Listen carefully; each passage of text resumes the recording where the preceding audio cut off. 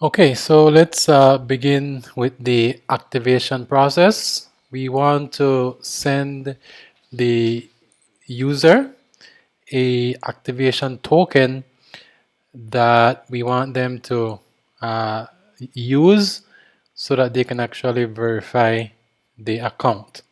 And this is something that you have experienced many times where you sent an email with a activation link, and only when you click on it do you actually verify and become an active user of the service.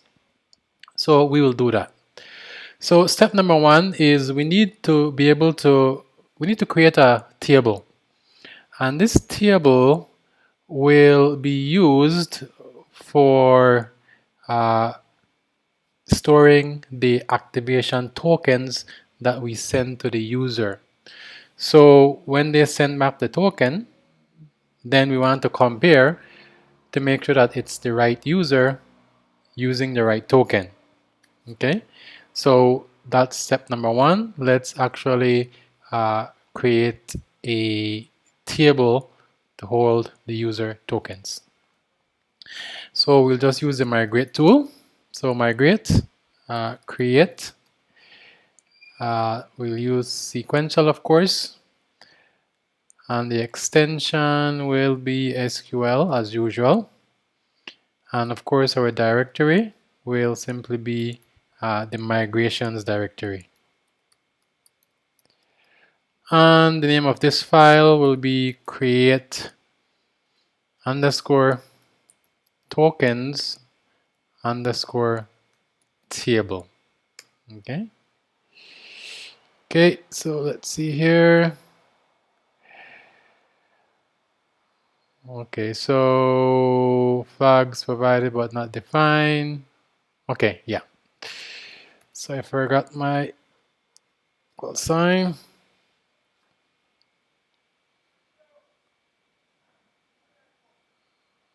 Okay, so let's just space there. All right, let's try again. Okay, so we have our up and our down files. So we can close this, and we can, well, actually, let me open this since I will need the name. So let's go back.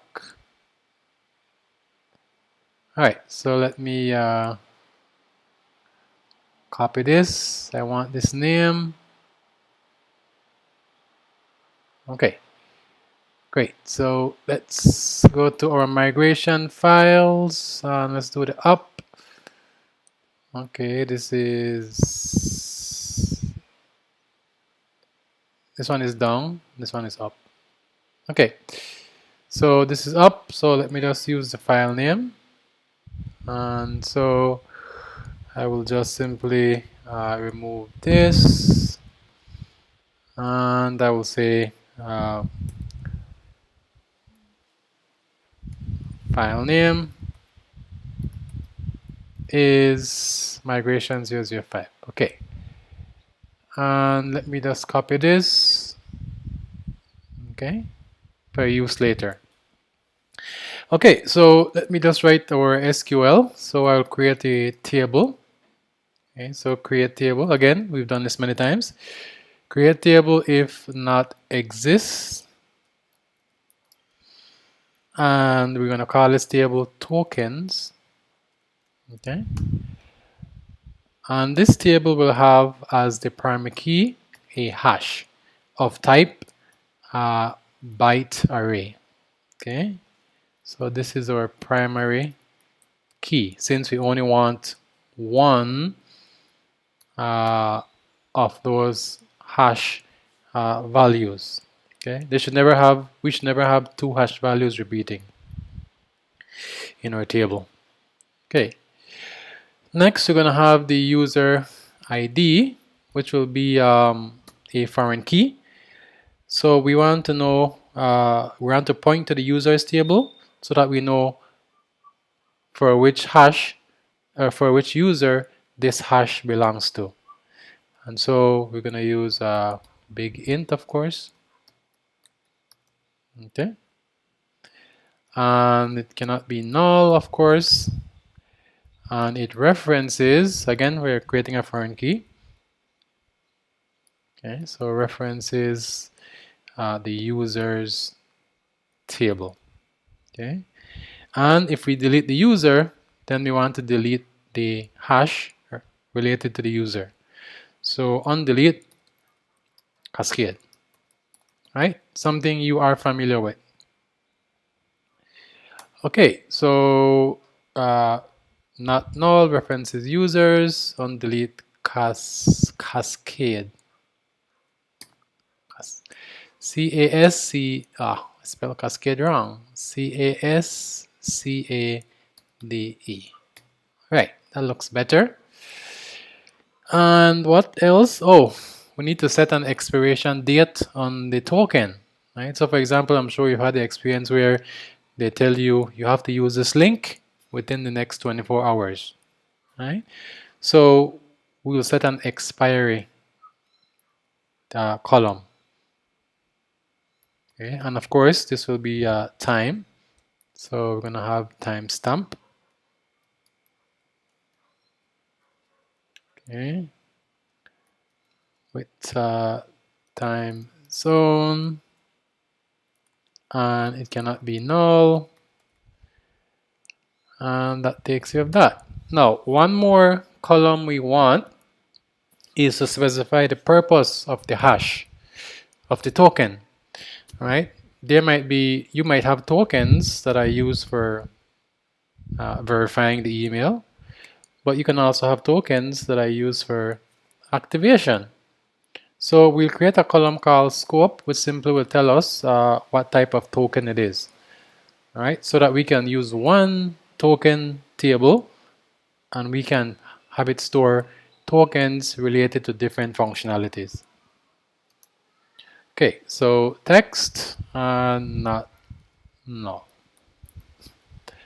Okay, so that's it for our up table. Again, we need a hash, we need the user who the hash belongs to, we need to know how long the hash will be valid, and we need to know the purpose of the hash, okay, of the token. All right, so all we need to do now is to do the down. Okay, so this is the down one. What should we do for the down? Okay, let me give this the file name down. Okay, so if we use down, then we will simply drop the table. So drop table if exists tokens. That's straightforward. Okay, so that's good. Yes, that's good. And all we have to do now is to run the migration tool and we should be okay. So migrate, the path of course will be ./migrations, right? And our database of course will be in the environment variable $ apple tree underscore db underscore dsn, and of course we're going to do the up. Okay, so we have our tables created, so we can simply say psql and then we can check, so $ apple tree underscore dbssn, and so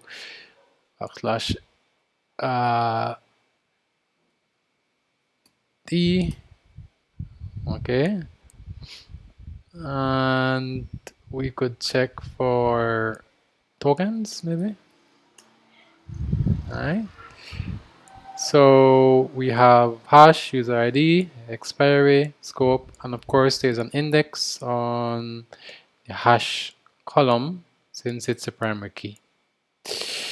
And of course it's telling us that there's a foreign key constraint which is called user ID, right? And so we are okay. So we are set. And so all we have to do now is to go ahead and create the tokens. So I will do that in the next video. I'll see you then.